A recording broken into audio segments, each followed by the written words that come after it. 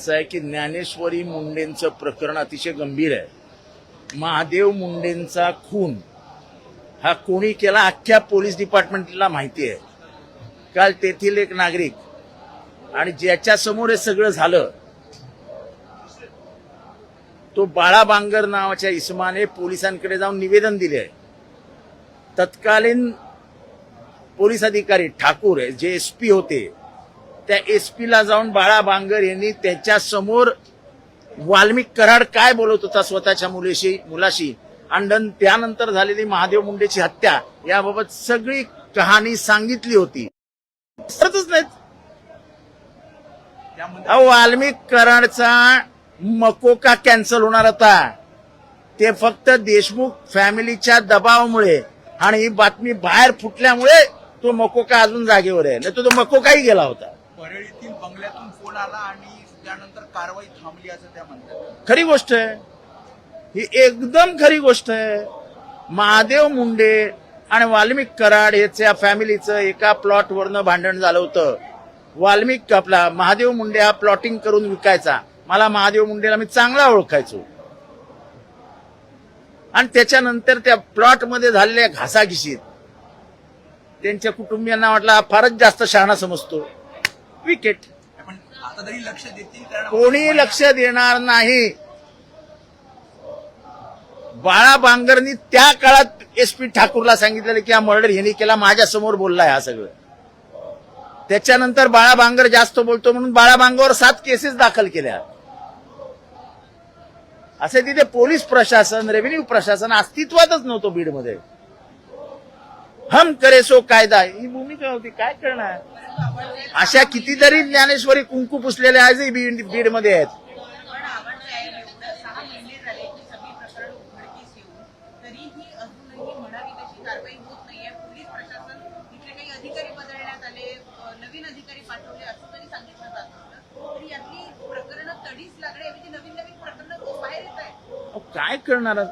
काय करणार government serious नाहीये. पाशवी बहुमताच्या जीवावरती महाराष्ट्राच्या एकंदर व्यवस्थेवरती बलात्कार करतायत पाशवी. आम्हाला बहुमत मिळालं आहे, आम्हाला लोकांनी निवडून दिलं आहे, हे एवढं बोलून कशालाच न्याय मिळत नाही.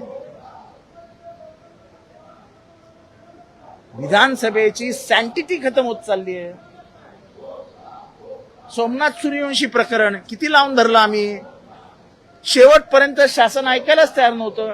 शेवटी कोर्टाने सांगितलं की हा खूनच आहे, ही त्याची हत्याच आहे. म्हणजे आम्ही जे बोलतो ते आम्ही जो सदस्य बोलतो आतमध्ये कायद्यानुसार, म्हणजे विधानसभेच्या कायद्यानुसार सदस्य जो बोलतो ते सत्य असतं असं मान्य करावं लागतं. इथे काही न्यायच नाही. अशा अनेक ज्ञानेश्वरी आहेत बीडमध्ये ज्यांनी आपलं कुंकू पुसलेल्या कुंकवाने ते आजही आशा आहे की माझा नवरा परत येईल, माझा भाऊ परत येईल, माझा बाप परत येईल. कुठे गायब झालाय तेच कळलेलं नाही. अहो पुरावे कसले पुरावे मिळणारच नाही.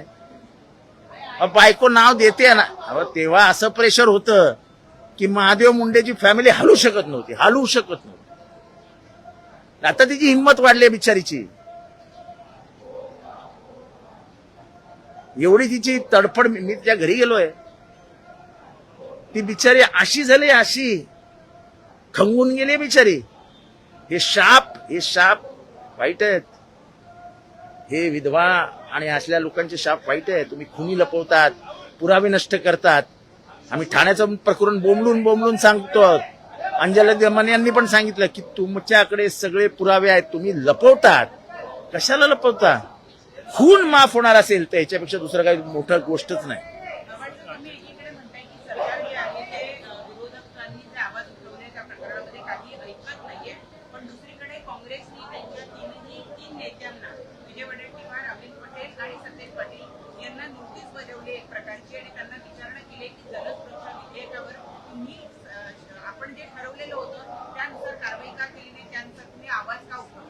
आता तो काँग्रेसचा अंतर्गत प्रश्न आहे, त्याच्यावरती मी बोलणं योग्य होणार. आमचा असं आम्ही जे मुद्दे मांडले होते ते मुद्दे काही मुद्दे मान्य करण्यात आले, काही मुद्दे आम्हाला सांगितले गेले, पण आम्हाला ते त्या कायद्यात घेतलेले नाहीत. आमचा आक्षेप एवढाच होता, आणि माझा आजही तो आक्षेप आहे की लेफ्ट, डावी ही विचारसरणी या जगामध्ये अस्तित्वात आहे. मग तुम्ही डावे कडवे म्हणता, मग उजवे कडवे काय करायचे? दीपक काटे कोण आहे? उजवा कडवाच आहे ना. जर अशा लोकांना तुम्ही, जसं उदाहरण दिलं आम्ही, पहलगाम मधला आरोप जो ते उजवे कडवेच आहेत. धर्म आधारित राजकारणामध्ये त्यांनी तिथे जाऊन गोळ्या घातल्या. हे असे उजवे कडवे हे जगभरात अस्तित्वात आहेत. मग फक्त डावे कडवे कशाला? आणि संविधान न मानणारे भारतात कितीतरी जण आहेत, अगदी स्वातंत्र्यानंतर न मानणारे आहेत, ते नेमके उजवेच आहेत.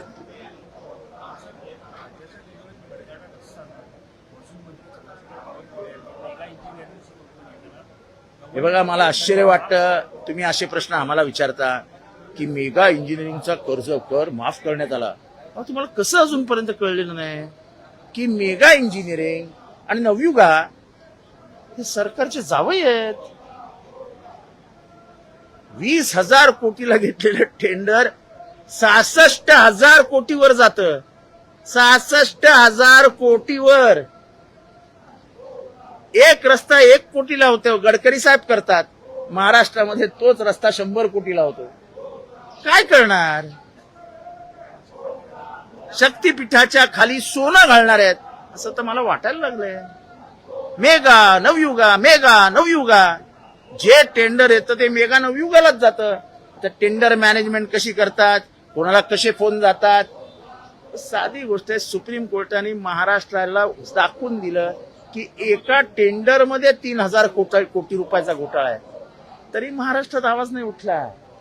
आपल्या माहितीसाठी परत एकदा सांगतो की फक्त 65 कोटी रुपयाचा स्कॅम जॉर्ज फर्नांडिस यांनी आरोप ठेवला बोफोर्सचा राजीव गांधींवरती. आणि राजीव गांधी इतक्या मोठ्या प्रचंड बहुमताने निवडून आलेले 84 साली, 89 साली त्यांचा पराभव झाला. इतकी सेन्सिटिव्हिटी भारतात होती. फक्त 65 कोटी. इथे तर म्हणजे आम्ही नाही, सर्वोच्च न्यायालयाने सांगितलं 3,000 कोटीचा घोटाळा आहे, टेंडर मागे घेता का कारवाई करू. काही झालं नाही ना. तुम्ही लावून धरलं ना, आम्ही काही करू शकतोय. तुम्ही राज्य सरकार नाही, आत्ताचे सत्ताधारी हे भ्रष्टाचाराला राजमान्यता देत आहेत. तुमच्या समोर आलो ना, म्हणजे बावनकुळे साहेब अतिशय चांगले मंत्री आहेत. मी ओपनली बोलणारा माणूस आहे. त्यांनी असा प्रकार केला असेल, याचा अर्थ मेगाची पोच कुठपर्यंत येते बघा. कारण का तुमचा जो स्कॅम होता कुठला, इलेक्शन बॉन्ड प्रकरण, त्याच्यामध्ये कोण होतं? मेगाचा संबंध कुठे होते? किती रुपयाचे बॉन्ड होते? 900 कोटी रुपयाचे बॉन्ड. 900 कोटीचा बॉन्ड घेणाऱ्या माणसाला काही माफ होऊ शकतो. त्याला ह्या महाराष्ट्रामध्ये गेल्या वर्षभरात कमीत कमी 5 लाख कोटीचे टेंडर मिळाले. 5 लाख कोटीचे.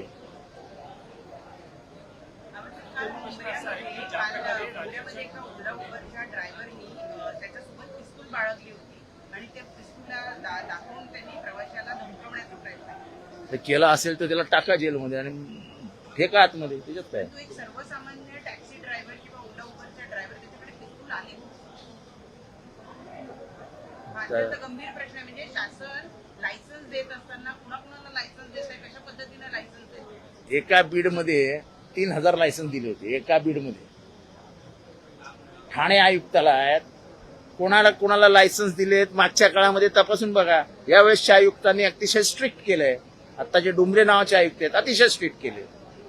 पण त्याच्या आधीच्या 10 वर्षामध्ये कोणाला लायसन्स दिलेत याची श्वेतपत्रिका काढावी ठाणे पोलिसांनी. 15 लाख, 25 लाख, 30 लाखाला लायसन्स असे मिळत होते. असे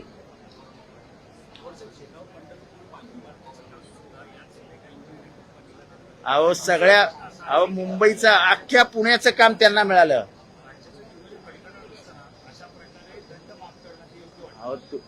तो जावई हो. मेगा आणि नवयुगा आता महाराष्ट्राचे आधुनिक जावई आहेत. जावयासाठी सासरे पायघड्या घालतात. आपलं सरकार हे सासरच्या भूमिकेत आहे. आणि मेगा आणि नवयुगा हे जावयाच्या भूमिकेत आहेत. जावई मजा करतायत, तुम्ही बसा बोंबलत. पडळकर असं म्हणाले काल की जर गाडी समोर जर कोणी येईल तर मी असाच दरवाजा उघडणार. मला त्या माणसाबद्दल काही बोलायचं नाही आहे. दरवाजा उघडला, मालाला कमी लागलं, पण ज्या संतोष देशमुख यांची हत्या झाली होती त्यांचा भाऊ माझ्या बरोबर होता. सर्वात जास्त इजा त्याला झाली. आणि हे वाक्य तुम्हाला शोभतं तर चालवा टीव्हीवर की अशीच गाडी अंगावर घालू कोणी आलं तर. चांगलं आहे. आवडतं का पुन्हा एकदा आम्ही पामर आहोत, गरीब आहोत, आम्ही सत्तेत नाव आहे. सत्तेतला माज दिसतोय आम्हाला. आम्ही रस्त्यावरून येत असताना आम्हाला शिवी द्यायची, आम्ही चालत असताना आम्हाला शिव्या द्यायचा. चालेल बाबा, तुम्ही सत्तेत आहात, खाऊ आम्ही शिव्या. आता शिव्या देणं हे जर विधानमंडळ परिसरामध्ये मान्य असेल तर अध्यक्षांनी त्याला आता पार्लमेंटरी लँग्वेज म्हणून मान्यता देऊन टाकावी. तुम्ही काही करणार आहात? मी काही कोणाविरुद्ध तक्रार विक्रार करत नाही. मी असले धंदेच करत नाही. परवा सुद्धा मी जे ओरडलो मंगळसूत्र चोर, याच्या मागचं कारण काय होतं तर मी कधीही आजपर्यंत, तुम्ही सगळेजण इथे आहात, वैयक्तिक टीका टिप्पणी मी कधीही करत नाही. मी येत असताना मला कोणी अर्बन नक्सल, मुसलमानांचा एक्स असं कोणी बोलत असेल तर ते मी सहन केलं नाही. त्यामुळे मी उफाळून मंगळसूत्र चोर ओरडलो. आणि मी ओरडलो तर तुम्हाला एवढा का राग आला? कोण आहे मंगळसूत्र चोर महाराष्ट्रात? कशाला तुम्ही अंगावर ओढवून घेताय?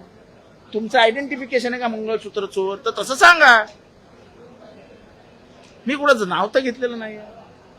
आणि गाड्या अंगावर मग मारून टाका आम्हाला. गाड्या अंगावर घालू नका, पिस्तूल आणा, विधानसभेच्या बाहेर येतो, गोळ्या घाला. आम्हाला काय, आम्ही त्याच्यासाठी तयारच बसलेलो आहोत. मरणाला कोणी घाबरत नाही आम्ही. आणि 5-25 पोरं घेऊन फिरण्याची माझी सवय पण नाही. मी एकटाच असतो बाजारात. घ्या परदेशात भरारी, तेही सर्वसामान्यांना परवडणारी. 1 रुपया भरा आणि थायलंडमध्ये फिरा. सचिन इंटरनॅशनल घेऊन आले आहेत जगातली सर्वात स्वस्त परदेश टूर. पूर्ण 5 दिवसांचं पॅकेज आता फक्त 32,999 रुपयांमध्ये. पॅकेजमध्ये विमान प्रवास, हॉटेल, ब्रेकफास्ट, ट्रान्सपोर्ट आणि प्रेक्षणीय स्थळे. सचिन इंटरनॅशनल 18 वर्षांपासून पर्यटन क्षेत्रातील एक विश्वसनीय नाव. सचिन इंटरनॅशनल सोबत मनसोक्त फिरा. संपर्क 7767989898.